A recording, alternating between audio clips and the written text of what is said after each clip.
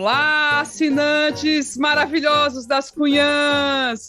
Estamos de volta com um novo episódio extra exclusivíssimo. Este é o número 13. Será que é o número da sorte? Olha aí. 13º episódio extra que a gente está fazendo com vocês. E nessa parceria, nessa amizade que a gente está construindo ao longo desse tempo, maravilhosa. Já vamos, gente. Essa semana, não é por nada, tem uma data muito especial. Dia 5, completam dois anos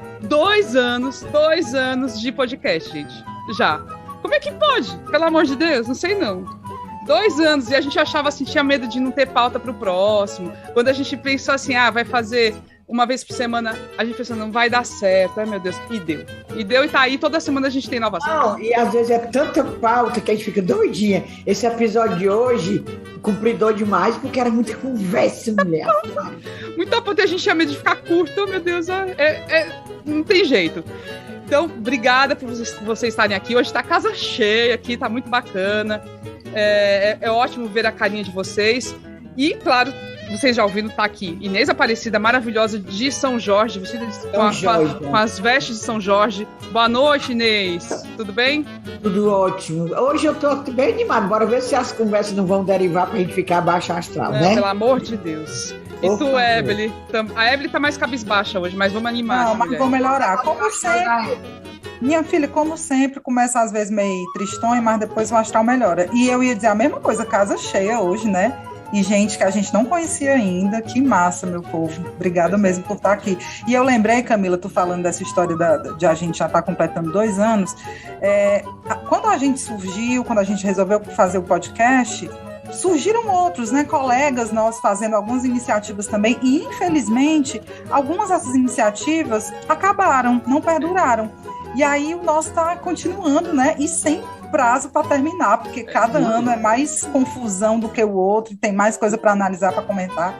A gente não mora nem na Suíça. Se a gente morasse na Suíça... tinha mais assunto, não. A gente tinha um podcast, né, assim, de política. Fala... deixa pra... Tá ótimo. Depois que eu ouvi um podcast chamado O Segredo da Amarelinha, sobre a FIFA, os esquemas da FIFA lá na Suíça e tudo, não só na Suíça, Brasil-Suíça, eu acho que lá também ia dar um podcast bom de política, viu? Lá o negócio também é bem enrolado. Os bichos ali... Mas na FIFA? Com a FIFA. Com a FIFA, mas a política do país também, eles são meio esquisitos, sabe? Como é paraíso fiscal, é muita enrolação lá, muito enrolado.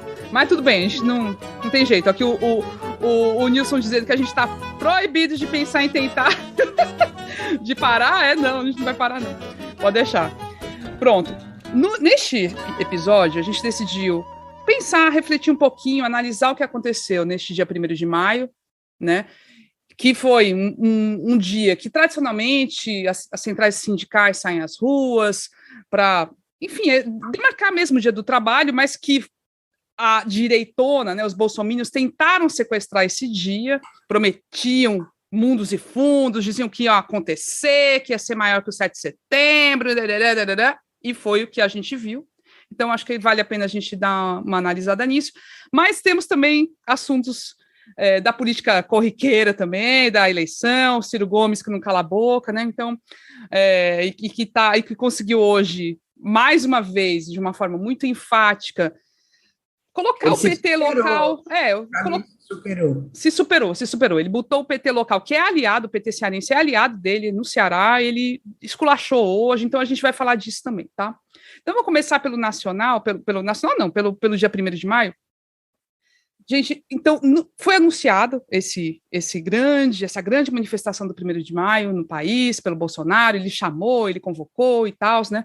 E deu no que deu.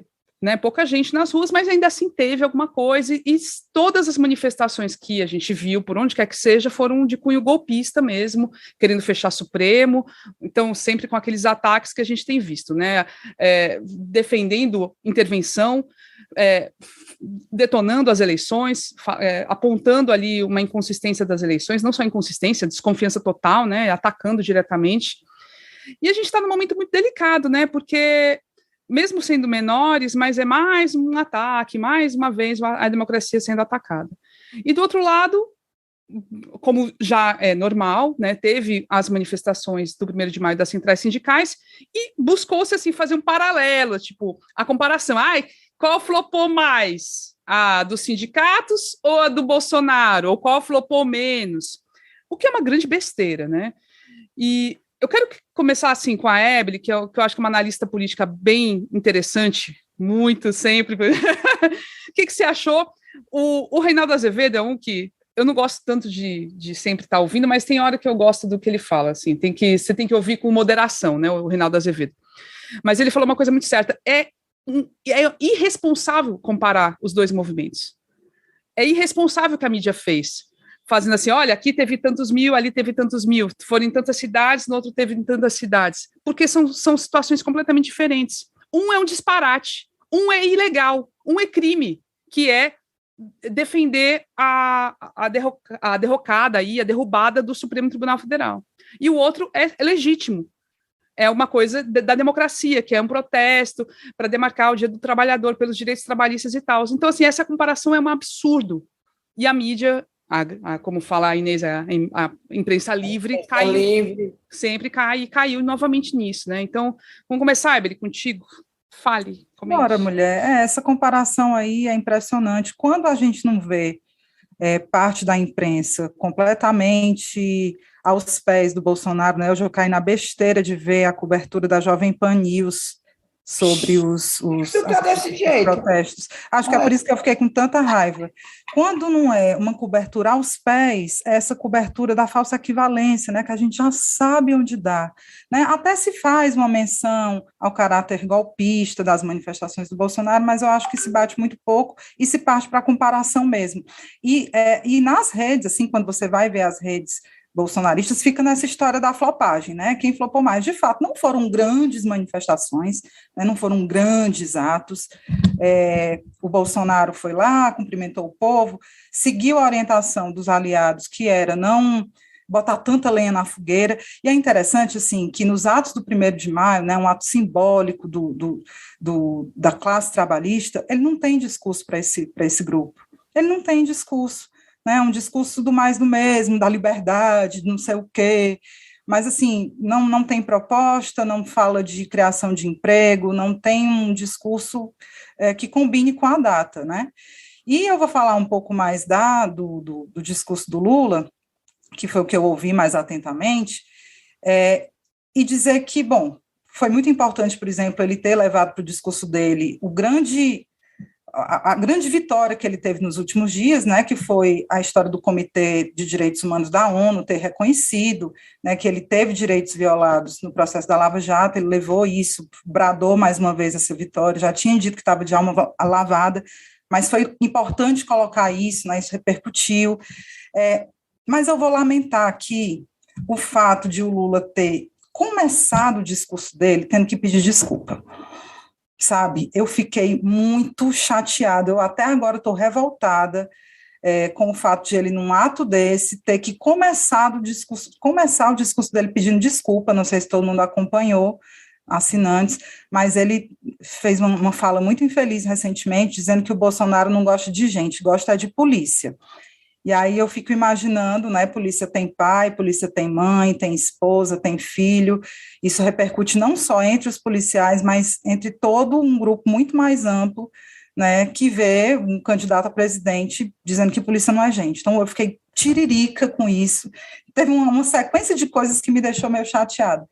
E é isso, assim, só para quem não viu, né, o discurso do Lula foi muito nessa linha que ele domina muito, ele fala em todo 1º de maio, que é o combate à fome, a necessidade de diálogo com os trabalhadores, né, ele fala uma coisa muito bacana, que assim, ele não fez um discurso como pré-candidato, né, várias vezes ele disse que não é pré-candidato ainda, só vai ser a partir de 7 de maio, que é sábado agora, mas falou que é preciso, por exemplo, criar direitos para quem trabalha por aplicativo, que esse pessoal tem que ter seguro de vida, que esse pessoal tem que ter assistência médica, tem que ter descanso remunerado. Então, foi um discurso, de fato, muito voltado para o trabalhador e para essa temática que ele domina muito bem, que é o combate à fome, o emprego, enfim, tudo isso. Bom, era esses os primeiros comentários que eu queria fazer. E para a gente daqui a pouco falar do Ciro também, que eu estou com a língua coçando, é para falar dele. A gente vai falar do Ciro. A manifestação dessa história aí, realmente a mídia leva muito, em vez de fazer a cobertura, fazer uma análise, não. Quem foi mais, quem ganhou e tal. É ridículo. E também, eu acho que está enveredando muito, já que falou em imprensa livre, está enveredando muito para uns ataques ao Lula, mas de uma maneira assim. Agora inventaram que ele cheira naftalina. Vocês repararam isso? Eu vi esse termo usado, Inês. Naftalina, aliás, acho horrível que cheiro. Aí que o Lula cheira naftalina. Aí eu pergunto, falar sobre direito trabalhista, falar sobre direito da mulher, falar sobre emprego, falar sobre educação, isso é naftalina? Quer dizer, o que é, então, o que não é naftalina? Agora, outra preocupação também minha com relação ao Lula é essas bobagens que ele anda dizendo. De vez em quando ele abre a boca para soltar uma merda, desculpe a palavra, mas parece o outro. Essa dos policiais, eu fico morta. Agora, eu até com medo, quando o Lula fala, às vezes eu nem acompanho, com medo, qual é a besteira que este homem vai dizer agora. Essa assessoria, não sei se é verdade, que andou se reunindo depois acho que ontem, para ver se alinha esse discurso, se limpa, porque está demais. Essa dos policiais foi horrível. Ele já sabe que a classe policial já é bolsonarista. Ainda diz uma dessa, rapaz. Já tem pré-indisposição contra ele, né? Depois disso, enterra de vez. Sabe uma leitura que eu ouvi sobre essas últimas falas polêmicas do Lula, de que ele estaria, eu não concordo com essa leitura, tá? Mas eu trazer aqui, de que ele estaria usando das mesmas armas e estratégias que o Bolsonaro utilizou antes de se eleger, que é pautar, né, não só a discussão pública, a imprensa e as redes sociais, a partir de polêmicas, falas até infames. E aí eu não poderia discordar mais disso, né? Primeiro que o Lula não precisa construir uma imagem como o Bolsonaro precisava antes de ser candidato a presidente. Ele precisava de publicidade, ele precisava aparecer de todo modo e encontrou uma forma de fazer isso sendo infame, sendo polêmico, sendo agressivo e tudo mais. E o Lula não precisa disso, pelo contrário, né? Ele tem uma imagem a zelar, ele não pode estar caindo em casca de banana, em armadilha, sendo um cara experiente e sabendo onde está pisando, como ele sabe. Aqui tem um nosso participante que está dizendo que tem polícia na família e não se ofendeu. A Andressa Gadelha. Andressa está aqui, a Andressa Gadelha, estou vendo agora. Não se ofendeu porque são bolsominions. Mas não é uma fala para um candidato, aliás, não é fala para ninguém. É também um preconceito, que de repente tem meia dúzia que não é bolsominion, está entendendo? Eu acho que foi infeliz, essa fala do Lula foi infeliz. Agora... Naftalina, por quê? Porque naftalina é coisa que cheira a coisa velha e tal. Não, mas por que a analogia, o Kevin está perguntando, por que falaram isso? Porque esse pessoal que faz, esses analistas acham que falar de direitos trabalhistas é coisa velha, coisa antiga. Do passado, é isso que eu pergunto. Isso é super atual, gente. É desesperador. Da mulher, isso é ser naftalina? Então, o que é? O que é para ser o discurso agora? Cara, nessas horas, infelizmente, assim, a gente vê quem precisa fazer uma autocrítica é a imprensa brasileira, cara. Eu detesto falar mal da imprensa, eu detesto quando falam perto de mim, eu fico com raiva e rebato. Mas, infelizmente, como é que você passa o noticiário inteiro falando da fome, falando da miséria, falando do poder de compra que caiu, e você se volta contra um suposto populismo, porque isso não tem nada a ver com o populismo do discurso do Lula, né? Foi um dos termos que eu ouvi recentemente, que o Lula fez um discurso populista à la Getúlio Vargas. Não. É de um cinismo, é de uma cara de pau. Se decida, meu amigo jornalista, se decida o que é que você quer. Você quer um país que cresça, que vá para frente, que as pessoas consumam e parem de matar e roubar para comer? Não, e o padrão, né, Ebeli, é realmente falar da fome, do desemprego e tudo, mas sempre apaga, né? Há um apagamento proposital da reforma trabalhista, por exemplo. Isso não é falado, nunca é trazido. Assim, é como se não fosse.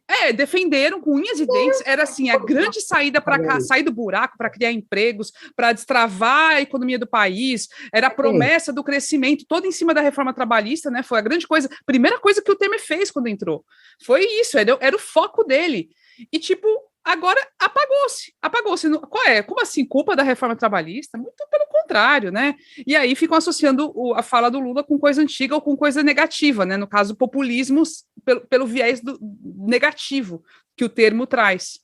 É muito difícil mesmo. Eu também não tem acho... nada a ver com populismo, assim, um povo que nem sabe o que é o termo, nem conhece o que é o fenômeno político, fica falando besteira. Pois é, depois estou sentindo assim uma coisa, uma mudança, que a imprensa estava até mais assim, pró-Lula, digamos assim. Pró-Lula, não.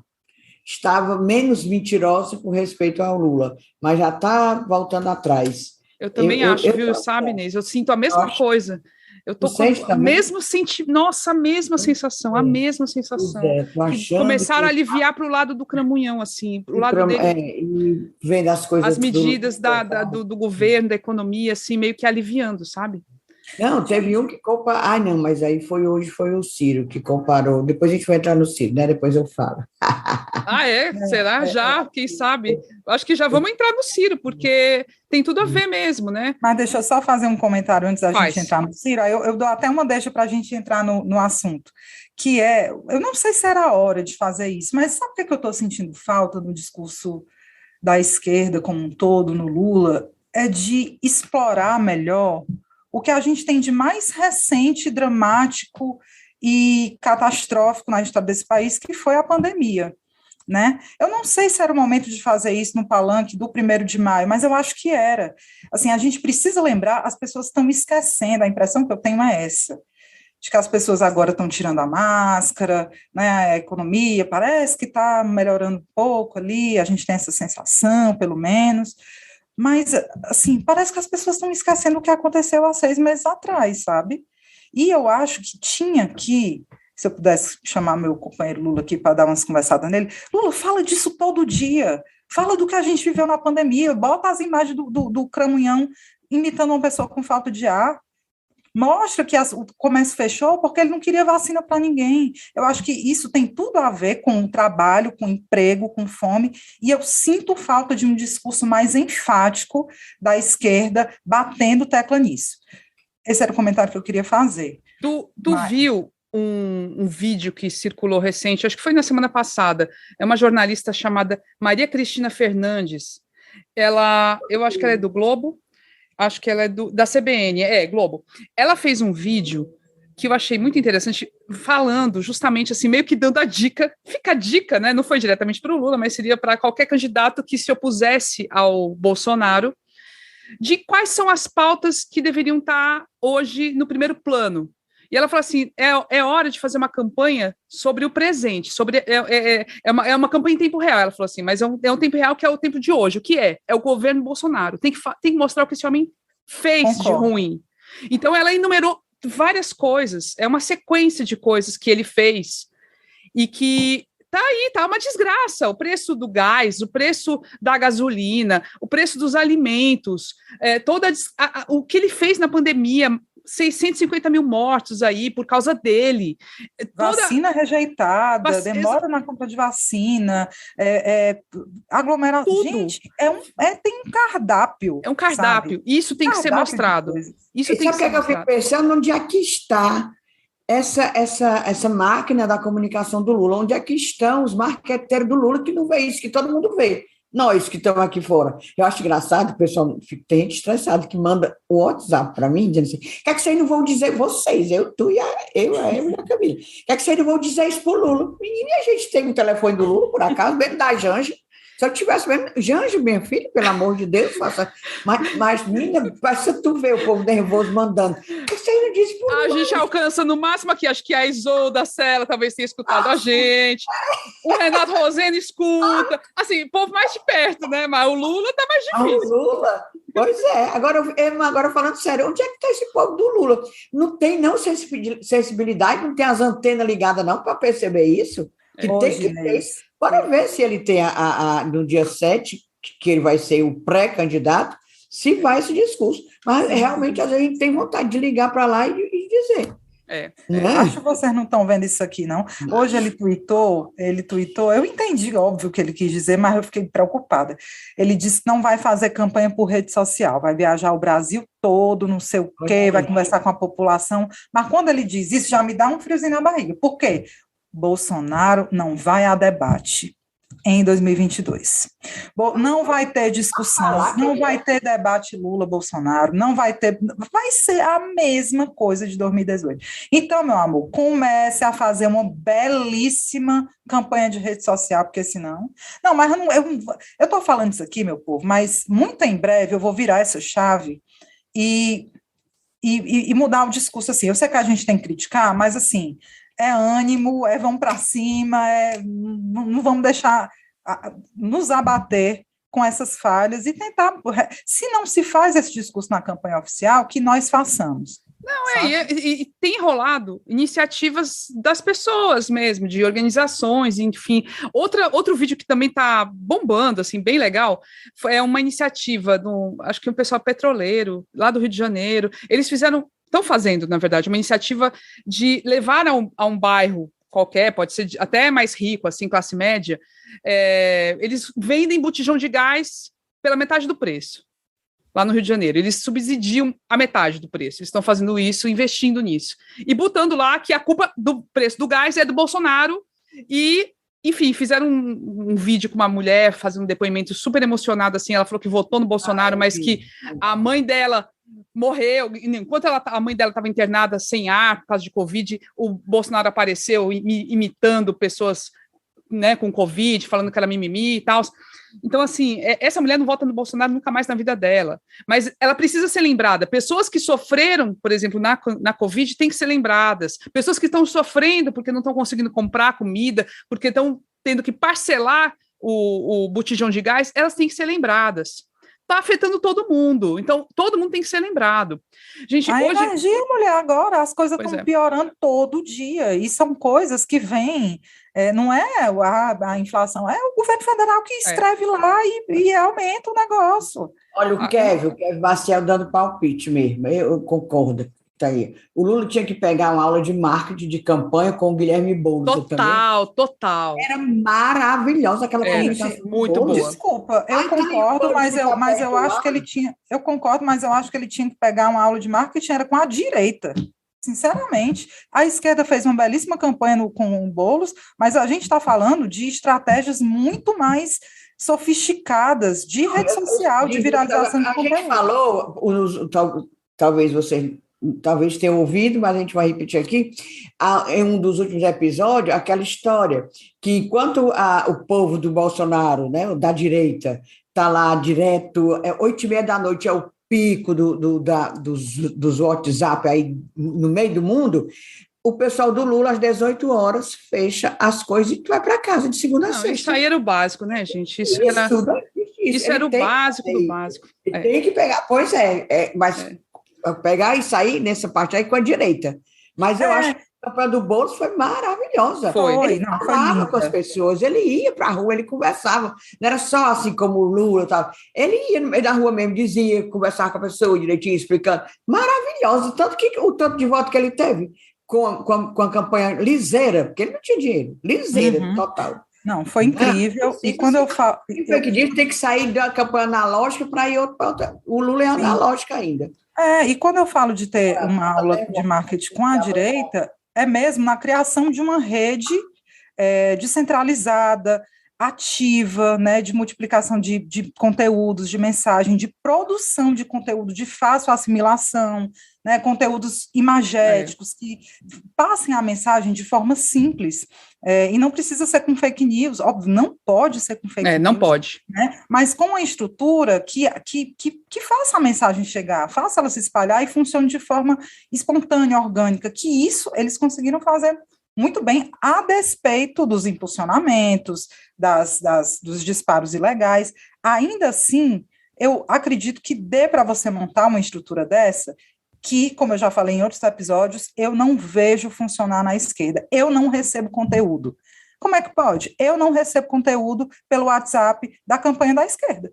Eu não recebo. Eu só recebo, de vez em quando, fake news da direita que chega a mim como denúncia. Mas eu não estou recebendo material para divulgar, para multiplicar, para passar para os meus grupos. Alguma coisa está errada aí.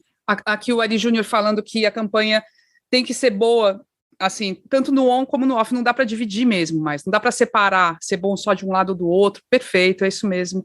Tem que Companheiro ser. Ari Júnior falando diretamente da Paraíba, né, Ari? Muito bem, olha aí. Ari me contou toda a história da família Cunha Lima. Eita, eita, nós.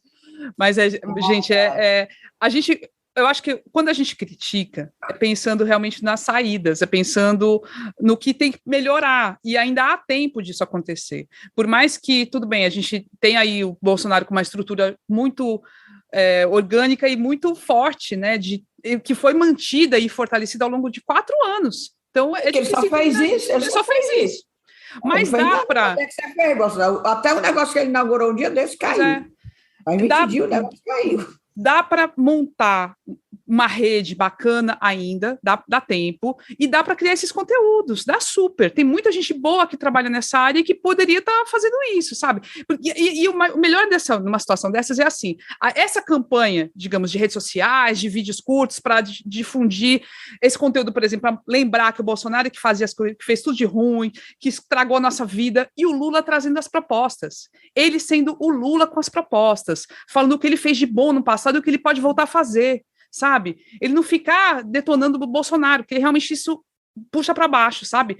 Ele não tem que fazer isso, ele tem que olhar para frente, não para quem está atrás dele. Agora, essa campanha de redes sociais, esse conteúdinho aí, como esse vídeo da Maria Cristina Fernandes, excelente, entendeu? É isso que a gente está precisando. Agora, tem que estar sendo gerado, tem que estar sendo feito, e tem que ser em grande volume, de vários tipos, para difundir em vários grupos. Tipo, a gente fala muito dessa coisa dos evangélicos e tudo, né? Eu fiquei sabendo hoje, gente, meu Deus, eu moro no Ceará, né? Moro longe da minha irmã e eu acabo não tendo muito diálogo com ela. E eu sei, ela virou evangélica, agora está frequentando uma igreja. E também, sei que o povo vira evangélico. Vira. Saber. E ela falando, aí começou a falar para minha mãe que o problema meu, né, que ela, né, aquela coisa, me atacando, é falta de Deus, que eu tenho que ir para a igreja, rezar não sei quantas vezes, que eu não acredito em Deus porque eu sou petista. Primeiro, eu não sou petista. Mas não é ignorante desse jeito. Virou. Graças a Deus que eu não tenho não. Juro pra ti, juro. É assim, deu vontade de chorar. Qual é a raça dela? Qual é a igreja dela? Tá na Batista. É um povo do dinheiro. É endinheirado, um povo endinheirado lá no interior de São Paulo. E tipo, diz que vai votar no Bolsonaro com certeza absoluta. Mulher, corta-se tua irmã da tua vida. Toda na hora, olha eu fazendo...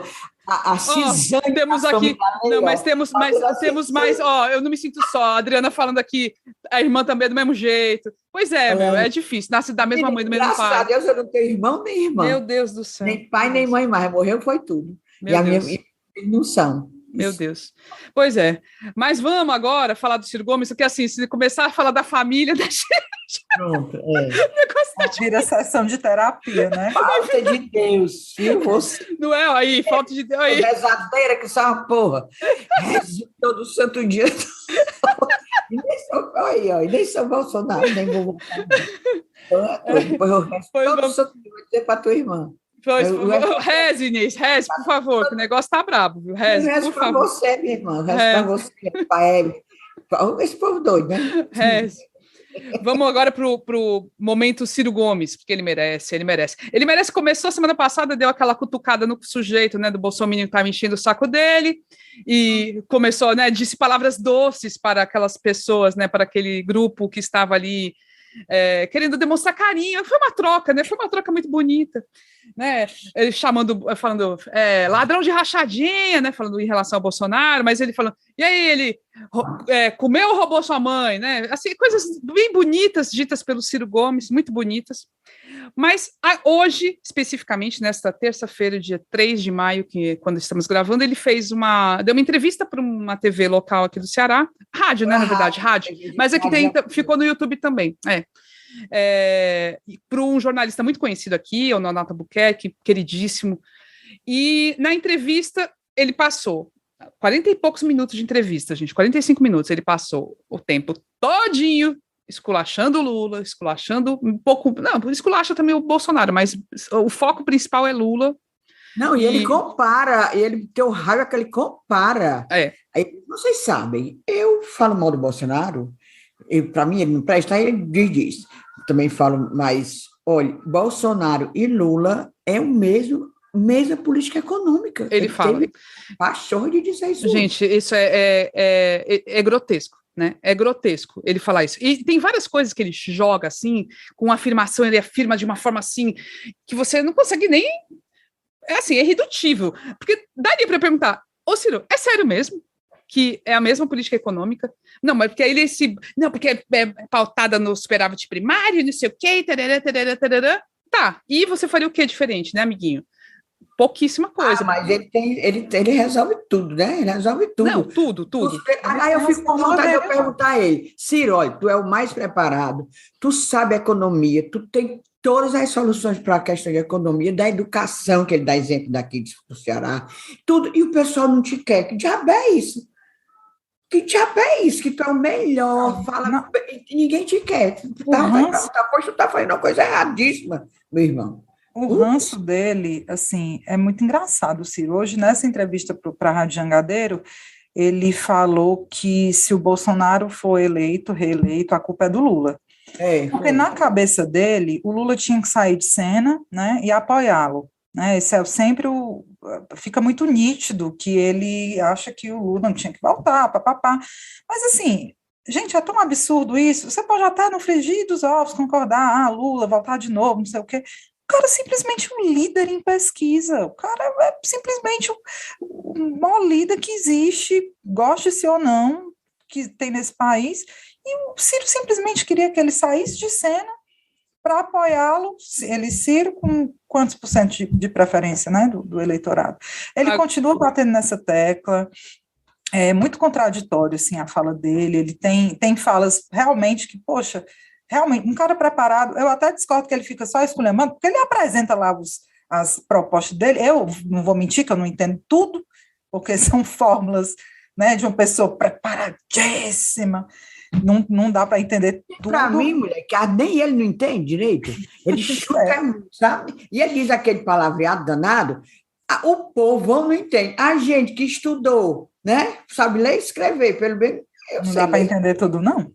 Tu sabe, não entende tudo, agora tu imagina aquele pessoal que escreve mais e mais, né? Sobre. É que não entende mais. Não é difícil a comunicação dele, é difícil. Ele só é inteligível quando ele esculacha. Aí o momento. Ele só é entendido quando ele. Exatamente, quando ele vai para esse. Quando ele vai para a proposição, é difícil entender a mensagem dele, né? Aqui o Kevin falando que o problema do Ciro é ego, né? Ele tem um problema de ego e autocentrismo que assim, ele precisa de terapia, né? E aqui o Ari Júnior concordando, botou o dedinho. É por aí mesmo. Eu acho, totalmente. O que é que custava, mas ele não... Sabe por que é que ele não fez, que é terapia? Porque ele é tão centrado nele que ele não acha que precisa. Mas a pessoa tem que saber que precisa para ir para terapia. Se ele tivesse feito terapia, ele era uma pessoa muito melhor. Dava para administrar esse ego dele, essa instabilidade emocional, custa nada.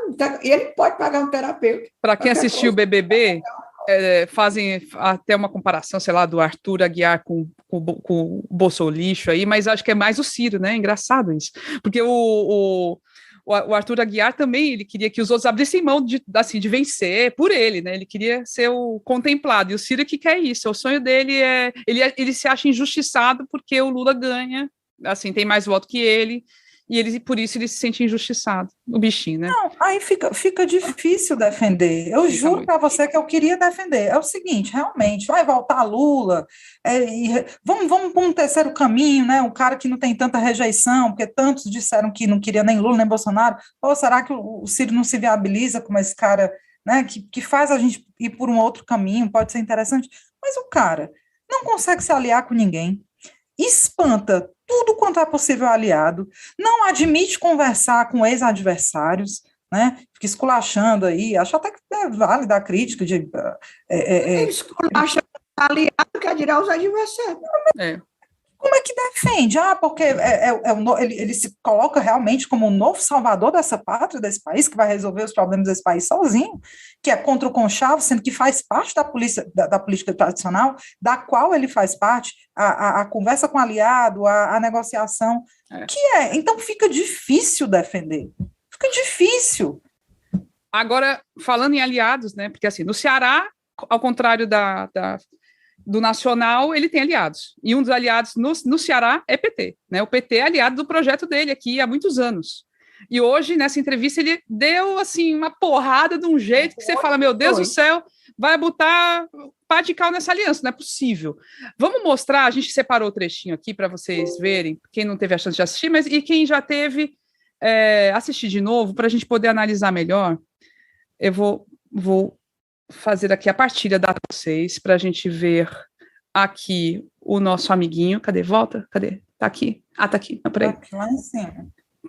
Tá mesmo, né? Peraí, mas sim, tá. Ó, do lado da tua aba do roteiro. Não, é porque eu não estou enxergando as... porque isso aqui tá na minha frente. Peraí, deixa eu só me achar aqui. Melhor tu tirar a tela e Pronto. entrar na aqui, aba. agora eu consegui, agora eu vou conseguir. Pronto. Vou botar aqui, gente. Você tem vários PTs. Você tem Camilo Santana, que tem o nosso voto unilateralmente, independentemente de ter acordo ou não. E é bom que todo mundo saiba que esse acordo vai acontecer se o interesse do Ceará estiver acima. Se for com um negócio de conchavo, de picaretagem, eu topo enfrentar o PT também. Pronto, aqui está uma informação nova, porque eu não vou me submeter a um lado corrupto do PT, que também existe no Ceará. Não vou me submeter. Por exemplo, o Eunício faz os jantares do Lula e aqui está apoiando a milícia. A dona Luiziane, né, já na eleição passada, se omitiu no enfrentamento do capitão porque está lá entranhada com ele. Por quê? Porque para essa gente, Nonato, é quanto pior, melhor. Quanto mais desastre acontecer, melhor para eles voltarem. Porque eles não suportam a ideia. Qual é o defeito, por exemplo, do Roberto Cláudio? É que o Roberto Cláudio pegou todas as escolas de Fortaleza, nomeado por vereador. 3 anos de greve, percebe? E consertou a escola de Fortaleza, que era a pior avaliação do Ceará, da capital, e ainda estamos sofrendo muito para resolver. Então é isso que está em jogo. Ó. Minha irmã, meu irmão que estão discutindo, todo posto de saúde em Fortaleza, Nonato, por essa gente aí, esse lado corrupto do PT, era nomeado por cabo eleitoral e por vereador. E aí o povo esqueceu, mas é bom a gente lembrar. O povo não ia para o posto de saúde para ser atendido, não. O povo ia para a casa do vereador, entrar numa fila e pegar uma ficha. Deixa eu pegar o tempo aqui, falta 1 minuto só. Você tem, no jogo político, você tem 4 ases. E um coringa. Pois é. Acho que foi isso, né? Acho que já tá bom esse trecho aí, já serviu para a gente pegar o que ele falou. O Ciro é de fato uma figura... Deixa eu só stop share. O Ciro é uma figura... Então, não sei se todo mundo aqui... Tem gente de fora, então vamos explicar aqui o contexto, né? Então, aqui tem essas figuras que são lideranças importantes, como é o Eunício Oliveira, que é do MDB, já foi presidente do Senado, ministro das Comunicações, e que hoje está sem mandato, né? Perdeu a eleição, mas que continua sendo uma figura importante, né? Porque ele é do dono do MDB aqui, e que, enfim, ele já deixou claro que não apoia um candidato que seja o Roberto Cláudio. Ele não apoia o Roberto Cláudio. E ele tenta, com isso, o quê? Fazer o quê? Com que o candidato não seja o Roberto Cláudio, porque ele não necessariamente quer apoiar o capitão Wagner, que é o candidato de oposição, né, do União Brasil. Ele quer apoiar alguém, assim, que vá ganhar e que ele se dê bem, né, que ele consiga ali um espaço no governo. E nessa negociação ele acena para apoiar a Isolda Sela, que é a candidata também do PDT ao governo, só que é mais vinculada ao Camilo Santana, que é do PT, do que propriamente aos Ferreira Gomes. E gente, Ciro... pode falar, Inês. Essa história aí desses candidatos, para situar, que eu sempre fui contra, acho besteira, contra não, acho seria legal se fosse verdadeiro. Essa história de botar pré-candidatos a candidatura de governador ou de prefeito e tal. A gente sabe que isso é fingimento. Travou. Travou e quando ela estava com a boca aberta, meu Deus. Desaparecida. Nunca mais tinha acontecido isso? Parece que tá cantando. Pronto, eu quero o Roberto Cláudio. Voltou, Inês, pronto. Eu quero o Isolda, né? Aí não, aí começa a briga, todo mundo está sabendo. O lado do Roberto Cláudio, mandando os seus porta-vozes e porta-sentimento detonar a Isolda. Aqui foi o vereador Adair Júnior, e que ela foi defendida lá em Sobral pelo Roque Hudson. Vereador Roque Hudson. É assim, eles são porta-voz, só porta-voz. Por que é que Ciro Gomes quer Roberto Cláudio? Porque Roberto Cláudio é ligado a ele, é Ferreira Gomes, realmente. No caso que a Isolda, embora seja do PDT, é muito mais Camilo. Quando você fecha os olhos assim, quando vê Camilo, você vê logo perto da Isolda, né? A gente pensa até que confunde, assim, se ela é do PT, se é do PDT e tal. É muito mais ligada ao Camilo. E Ciro Gomes está vendo, isso aí, até uma conversa que eu tive com um amigo hoje, o Ciro Gomes está vendo que o ciclo dele está se acabando, o ciclo dele, que eu digo, o Ferreira Gomes, né? Já chega. E se for Roberto Cláudio, é um momento de sobrevida que eles teriam. Mas, e se for a Isolda, não é.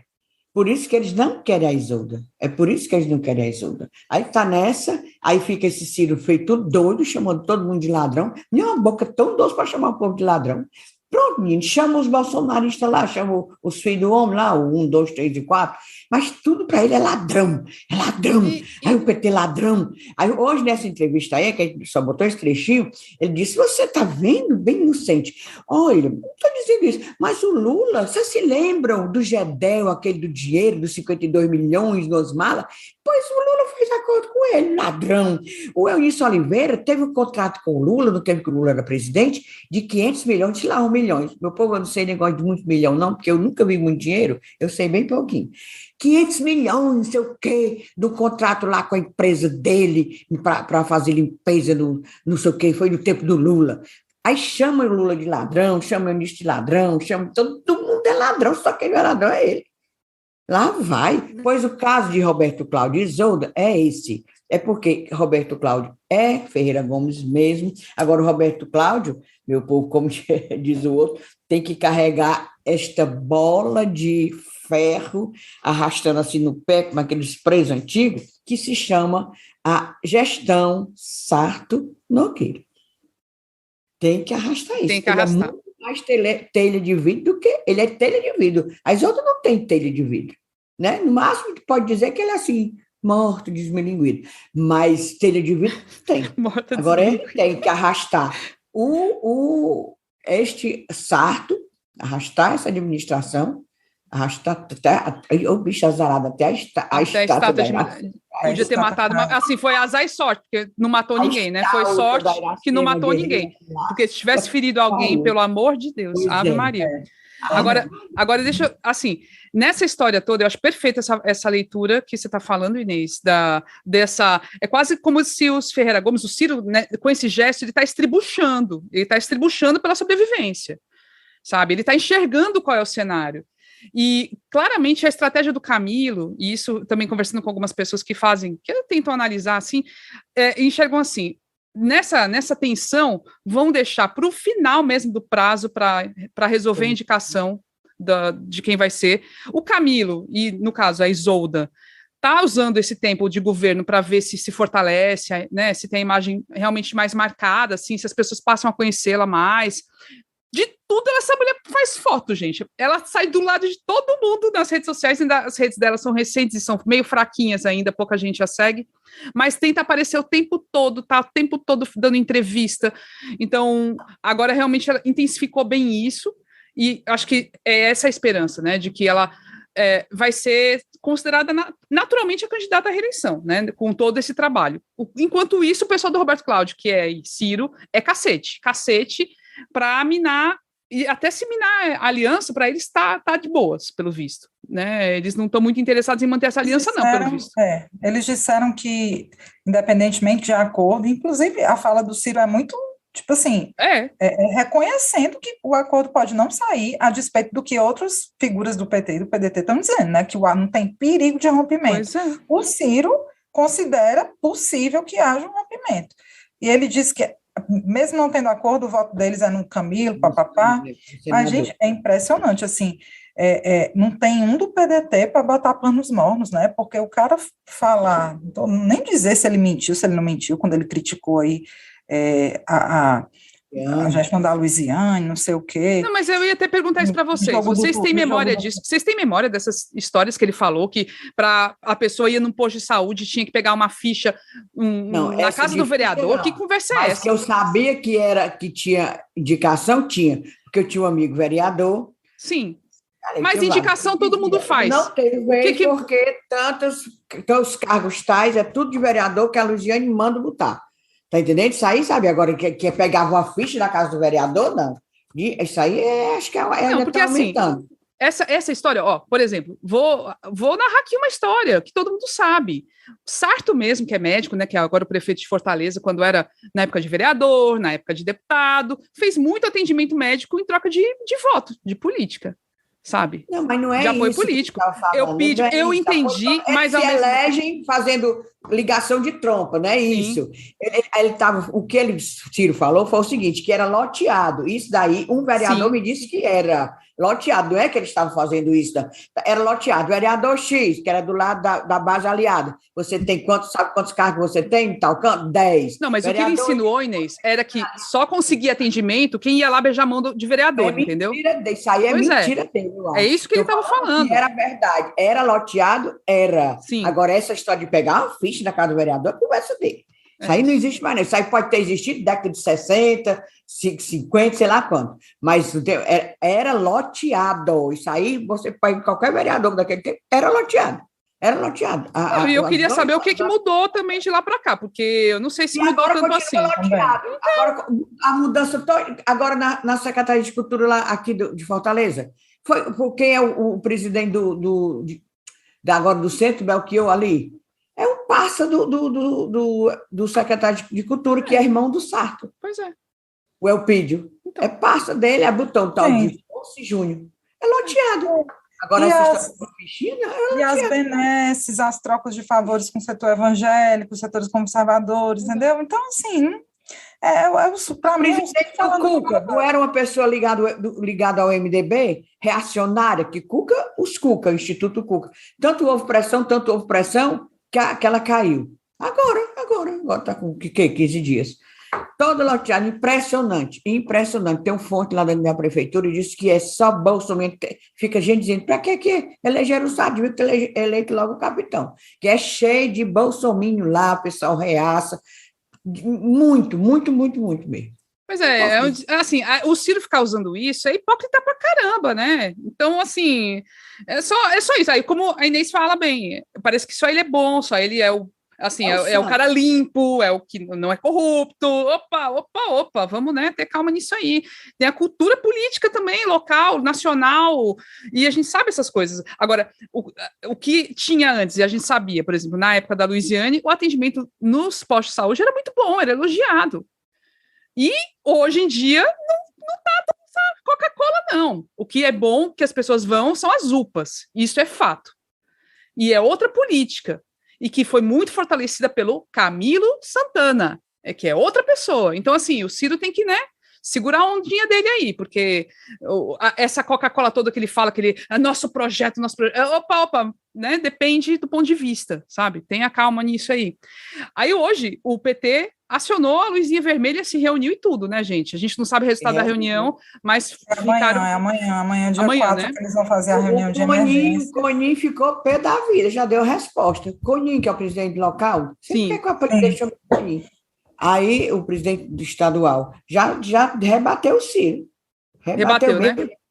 Rebateu, agora já. Rebateu. Aí eles vão fazer uma reunião de emergência amanhã para falar sobre isso. O bom é que, como eu estava dizendo, não tem ninguém do PDT para dar não, gente, vamos aqui, não sei o quê. Não, a relação só piora de tensão. Ninguém tem coragem.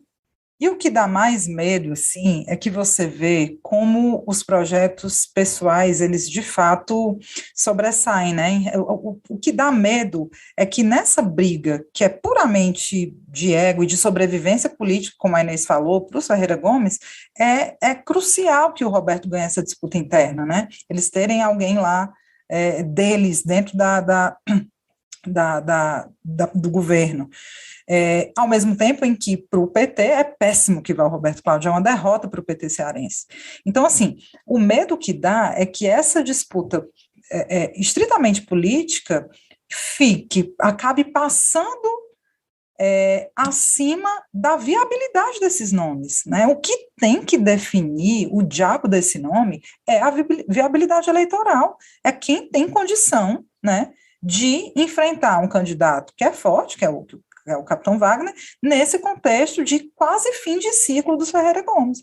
Então, assim, o medo não é possível, os caras são macacos velhos, não estão aí para perder a eleição, mas não é possível que isso não seja o definidor, né, na hora da escolha desse candidato aí ao governo do Estado.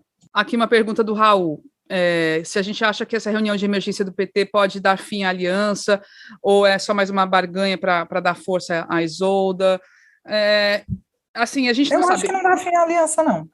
Acho que não. Eu acho que não, porque o PT é muito heterogêneo, né? E essa história do Ciro ficar também dizendo, vamos romper, não sei o quê. Ele me inventou até que tirar a candidatura. É jogo, menino. É jogo. Ele passou 2 dias sem candidatura. Foi. Vou sair da candidatura. E se agora legal é a cara dele dizendo, não admito conchavo. Se for com conchavo, olha que não admite conchavo. Mas, rapaz, só respeito mole para ele ter. Mas, rapaz. E ele também, só voltando à entrevista, né? Ele detonou muito o Dória também, né? Ele toda hora estava também dando uns tapas no Dória, assim, tipo, eu sou muito diferente do Dória, eu não tenho nada a ver com o Dória. Mas eu fiquei só imaginando, se o PSDB quisesse fazer aliançazinha com ele topava na hora, meu filho. Mas estão querendo o Tasso, menino. Então, o MDB está querendo o Tasso do PSDB. Olha aí. Disse que é a companheira Simone Tebet e o Tasso na vice. Olha, eita, já. É muita conversa. Quem quer um cabo embuanceiro daquele jeito? Ninguém quer. O macho embuanceiro. Vamos acompanhar os desdobramentos. Eu não estou dizendo que realmente ele não é inteligente, não. Porque se ele fosse inteligente, ele não agiria assim. Não, mas existe. Ele é inteligente. Ele não tem uma inteligência emocional. Mas ele é inteligente. Tem muita gente assim, que é até inteligente, mas essa falta de inteligência emocional faz com que a pessoa fique assim, despiroque. A pessoa nem é tão inteligente e se dá muito melhor. Né? Não precisa ser muito inteligente. Mas no caso do Ciro, ele seria gênio. Ele seria quase um Lula. Se ele tivesse inteligência emocional, ele poderia chegar lá, ele seria um grande líder. Mas aí pronto, na casa do sem jeito, né? Eu até sugeri no episódio, falei assim, bem que podia, né, contratar uma visagista, podia, eu não falei nem psiquiatra, mas, tipo, tomar um remedinho também era bom, né, para dar aquela controlada. Não sei se ele já não toma, né? Talvez ele até tome. Mas não tem jeito, não. Acho que é na casa do sem jeito. Não tem jeito. Então, meu filho, faz efeito, não. Então faz efeito contrário, porque tem gente que é assim. Eu conheci uma pessoa que tomava o remédio para calmante, né? Esses Rivotril, sei lá como é o nome, que eu não preciso. Aí ficava, era doidão. Cuidando do meu pai. Tomava, aí ficava doidão, doidinho. Uma vez ele saiu de Sobral, foi bater no crato. Puta merda! Putz, eu adoro doido tímido. Doidão, bichinho. Meu Deus do céu. Oi, gente, vai ter Discunhã? Como é que tá aí? Tem alguém? Vocês querem fazer alguma... tem algum recadinho para dar? Manda os nossos... botem aí. Enquanto eu falo o meu, que vocês viram que hoje, gente, o Renato Roseno avisou que fez uma proposta, fez 2 requerimentos, um dirigido à governadora e um dirigido ao secretário de Cultura, pedindo que seja dado um novo uso para o espaço que hoje é o mausoléu do Castelo Branco, que tem aqui em Fortaleza, e foi uma discussão que iniciou lá no Twitter, bestamente, mas o Renato, que é deputado estadual, está levando isso, e achei muito bacana. Eu não sei se vai dar em alguma coisa, ele falou assim, olha, não foi aprovado ainda lá, e depende muito da articulação da liderança, porque eles podem simplesmente derrubar e pronto, e morrer lá mesmo na Assembleia, né, o que ia ser uma tristeza. Mas, assim, basicamente um requerimento assim, tipo, ele é uma cartinha pedindo isso, por favor, façam, né, mudem, e dá para fazer tanta coisa, sabe? Uso, dá tanta coisa ali. É um lugar bonito. 2 caixões de defunto, mulher, lá dentro. Eu não ratopei num. Entrei no ia fazer e vazios, né? E não tem o corpo, nem o corpo tá lá. Não, acho que não tem como, não, mas tá lá o caixãozão, pelo menos no tempo que eu entrei lá. Era uma visita, não me lembro mais de quem. Eu me larguei em cima do caixão. Eu sou meio desastrada e quase cega, aí pronto. Eu quase sei morro que... do sul. Quem sabe, né? Aí dá uma esperançazinha, né? Porque, de fato, ter uma homenagem a um ditador ali na frente do Palácio da Abolição, nesse momento, é muito terrível. E a gente tem que aproveitar que tem uma governante agora ainda, né? Que é progressista para fazer isso. Depois que se entrar o do outro lado, não faz. Não tem mais jeito. Então tem que mudar agora, de preferência. Então, assim, uma ideia bem plausível é transformar num espaço de memória dos que sofreram a ditadura e ter ali realmente um registro de que foi o mausoléu do Castelo Branco, mas lembrar dos que sofreram na ditadura, dos que foram mortos e perseguidos. Então, acho que dá para fazer isso fácil, não gera grande gasto. Isso vai ser simples, sabe? Não é botar abaixo aquilo é muito bonito. O mas companheiro Kevin Maciel tem um disco ali para falar do genocídio dos Yanomamis. E para perguntar onde estão as autoridades superiores brasileiras que não se manifestam sobre esse genocídio escancarado e registrado. As autoridades superiores, se tu estiver falando do governo federal, eles não vão falar nunca, né? Agora, outras pessoas, eu também acho, viu, Kevin, que estão falando muito pouco, está repercutindo pouco. Parece que normalizaram, para usar aqui essa palavra da moda, normalizaram esse sofrimento desses índios, assim como normalizaram o racismo. Hoje, ainda bem que saiu muita matéria, foi de novo um evento de racismo horrível dentro do metrô de São Paulo. Uma fulana loura lá, que chama Agnes Vadja, ela disse que é do consulado da Hungria, ela tinha uma negra vizinha a ela disse que o cabelo podia pegar doença, o cabelo da moça podia pegar doença nela. E eu achei bacana, foi porque o povo hoje fechou a saída do metrô esperando a polícia. Se manifestou, né? Porque eu também estava achando que estavam normalizando. Deixa. Mas essa questão dos índios, menina, eu não me conformo. Acho que devia ter mais barulho com isso, viu? Não, e hoje, nos Estados Unidos, só para ver, como a gente está meio, parece que amortecido, não sei o que está acontecendo com a gente, mas eu, assim, não sei, mas sei.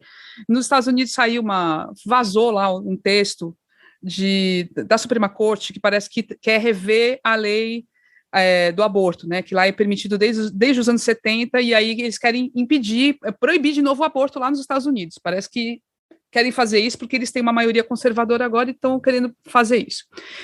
Gente, vazou essa história. No mesmo dia, o povo foi para a rua, organizado, com cartazes, para protestar contra esse retrocesso, sabe? Isso é porque existe articulação de bases ali, as pessoas estão articuladas, elas estão em rede. E aqui, né, eu falo assim, não precisa nem ser tão ativista assim, mas tem um ativismo ali que está rolando, que existe. Aqui a gente está parado, sentado no sofá. Isso é muito foda, cara. Eu não sei como resolver isso, juro que eu não sei, porque eu vi isso acontecer também na Espanha. Tem outros países, porque o povo é rico. Não necessariamente. Lá na Espanha eu vi uma situação que foi um jovem senegalês que foi morto. Ele morreu assim, ele foi perseguido pela polícia, isso já tem uns aninhos já, foi perseguido e morreu do coração. Mas foi considerado que ele morreu por causa da polícia, porque a polícia estava perseguindo ele. E porque ele estava ali como ilegal, né, como imigrante ilegal, e não tinha acesso à saúde, ele não sabia do problema do coração dele. Então, tudo isso causou a morte dele. No mesmo dia começou quebradeira, tacar fogo em lixo, não sei o quê. No dia seguinte estava todo mundo na rua e gritando assim para a polícia, polícia assassina, na cara dos policiais, cheio de polícia, o povo gritando na cara deles. E, assim, essas coisas me mexem muito comigo, assim, a gente está assistindo esse massacre dos Yanomamis e nada acontece, pronto. E todo dia acontece alguma coisa bizarra e a gente está parado, e a gente lamenta e tudo, mas, tipo, fica assim, sabe? Pois é por isso que hoje eu me surpreendi com esse povo que fechou lá a entrada do metrô. Olha aqui, nosso Nilson. Sim, Nilson, essa é boa dele também. As 3 universidades estaduais farão o concurso mais instagramáveis da história sobre o discurso do maior concurso. Serão quase 700 vagas e apenas 11 cotas para as pessoas negras, preta e parda, e 11 para a pessoa com deficiência. As cotas raciais deveriam implicar 140, que seria o percentual, né? Serão todos e todos sem dedicação exclusiva, que pode representar o fim da articulação ensino, pesquisa e extensão. Exatamente. E é sério mesmo, porque assim, fica parecendo que é de fato uma grande coisa, que é incrível e tudo.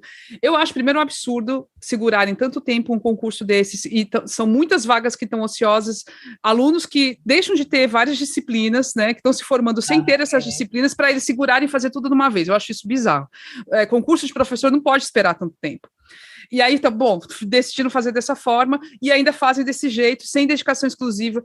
E é isso, além de você precarizar o trabalho do professor, né, porque ele vai receber menos, tem essa quebra do tripé universitário, que é ensino, pesquisa e extensão. Então, o professor não vai ter como fazer nem pesquisa nem extensão, porque ele não vai ter tempo, e não vai ser pago para isso, e pronto, só ensinar, é só chegar, preparar a aula e ensinar, pronto, preparar a aula e ensinar. É porque a UESP tem o reitor negro, né, que o Nilson está dizendo. Agora, meu povo, se os salários forem péssimos, eu vou dizer, não ter dedicação exclusiva é até uma vantagem, porque... Não, mas a dedicação exclusiva tem um acréscimo, que aí compensa, entendeu? É isso que eles não querem pagar, o acréscimo da dedicação exclusiva. Esse é o problema. Esse é o problema. Não, e eu me pergunto se esse edital não foi impugnado, né? Porque olha a quantidade de reserva de cota, gente, não existe isso. Não existe. Não sei Ridículo. também. Pois, meu povo, bora encerrar.